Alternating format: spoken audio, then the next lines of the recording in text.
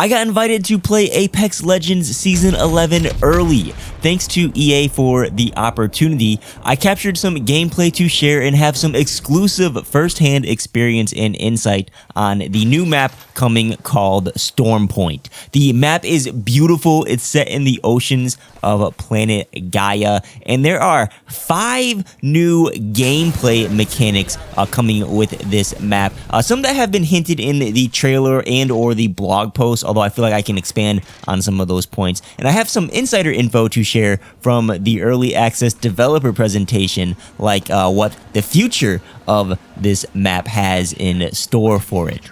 And throughout the video, I'll have various gameplay clips that I captured and some accompanying images of what we're discussing. So let's jump right into things. The first and I think the most impactful new mechanic on this map is the wildlife. Of course, the flyers carrying the loot boxes are returning in Stormpoint, but if you pull up the minimap, you'll notice there's some new indicators throughout the map for the nests. There are 2 new wildlife species that nest throughout Stormpoint. The first are the Prowlers, which will nest in hollow trees between POIs. The Prowlers are active wildlife, meaning that they will engage you if you are close enough for them.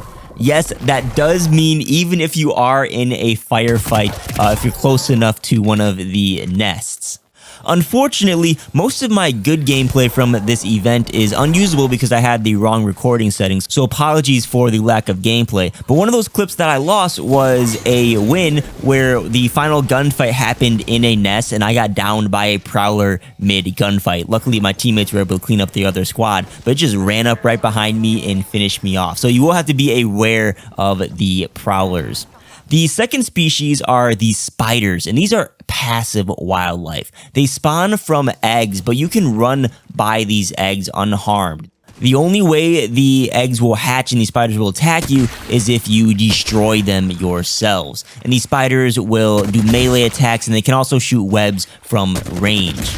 Now, the new wildlife doesn't exist just to be annoying. They also have a smart loot feature, so if you kill them, they'll actually drop attachments and ammo, etc. for whatever gun you kill the wildlife with. And if you clear an entire nest, you'll get rewarded with crafting materials evenly across your squad. You'll also gain a small percentage of damage to your Evo armor upgrade when damaging wildlife, and this also applies to the flyers as well. So I thought the wildlife was a pretty neat feature, adds some life to the map because this map is really big. This actually leads to the second unique feature. This map is the biggest map to date. Stormpoint is 15% bigger than World's Edge. The map felt huge when playing, but that also may be because we were playing with smaller lobbies throughout the event. So I'm not worried about it feeling too big when you have full lobbies. But you have things like the wildlife to fill out the map. And they've also added ways to navigate the map quicker. You have the Tridents returning from Olympus. There are tons and tons of ziplines, some of the longest ziplines we've seen in Apex Legends so far that go vertically and horizontally, all the way across the map. There also is a new mechanic that deserves its own talking point, and that is the gravity cannons.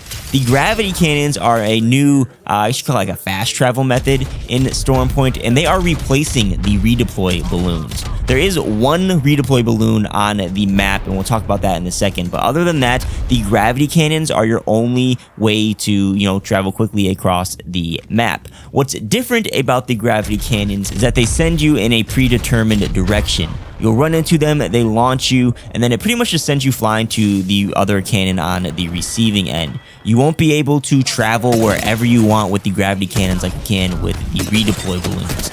While you're traveling, you should be able to move side to side slightly, but pretty much you're going to be landing on the launch pad on the opposite side. They say you can land on the sides of the cannons to avoid like caustic traps and Watson fences and stuff, but this really wasn't the case during the capture of the event. Maybe it wasn't working properly and will when the game actually launches. The cool thing about the gravity cannons, though, is you can use heals, your ults, your tactical, you can reload. You pretty much do everything while you're traveling on these cannons, which make them less restrictive from the redeploy balloons. This also should help cut down on the third partying, just people flying in behind you from a redeploy balloon, a couple POIs over. Speaking of POIs, there tend to be a lot of like mini POIs, I'd call them, around the gravity cannons. It's a great way to jump from one busy part of the map to another, which is a good thing because our fourth point here, the POIs. This is the largest map in Apex, but there's only 17 points of interest, making this the map with the least amount of POIs in the game right now. Kings Canyon clocks in at 21, World's Edge has 20, and Olympus has 18. 17 on Storm Point, though, honestly, it doesn't feel that lacking. Again, you have the mini POIs and wildlife to fill in between each point. There's a lot of fast travel options. But personally, I felt like each POI has been given more attention, and they feel way more unique than in other maps. And I mean this like in terms of gameplay. For example, the North Pad has some like trenches and a lot of underground fights that happens there, which you don't really see on any other part of the map. The Stormcatcher and the Fish Farm POIs are very open with very long lines of sight. You have long engagements happening there. Checkpoint and Antenna have these upper zones that you can drop on and fight in, and then say you get overrun, you can drop down below the point of interest. I know Checkpoint has like this little jungle forest under it and completely change up the engagement. And then you have other places like Barometer, which is kind of like your standard POI. Really nice loot. I definitely recommend taking one of your first drops there. And then you have places like Command Center, which is in a building. It's very close quarters, very hot, very hectic, and has this like super long zip lines, like Warzone-esque zip lines that take you to a like an overlook point at the top of it. It's this weird hybrid of like a cave and like Bloodhound's trials area on World's Edge. And then you have, I think it's Lightning Rod that has the one redeploy balloon on it, which would make that place attractive to drop. So I just feel like this map has way more nuance compared to the other three maps that are in the game, which I feel like you're either just like fighting in the open or fighting in the building. That brings us to the last unique mechanic, or I don't even know what I'm calling these right now. The last thing I want to discuss in this video, which is an exclusive, and that is the future of the map Storm Point and how it will evolve.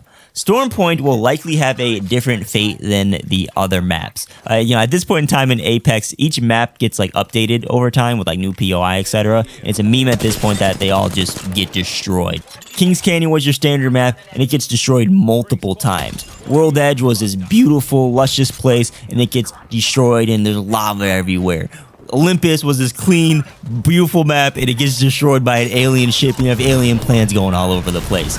Players are expecting the same fate for Storm Point, which I don't blame them because it's kind of hinted at in the gameplay trailer. It had this recurring theme of like beauty that dissolves into terror. However, the devs specifically stated the map design for Storm Point was approached differently. They designed Storm Point while having future updates in mind, and they said these updates will likely be less destructive and more additive, which almost implies that they didn't have like much of a plan when designing the other three maps. They didn't necessarily say that.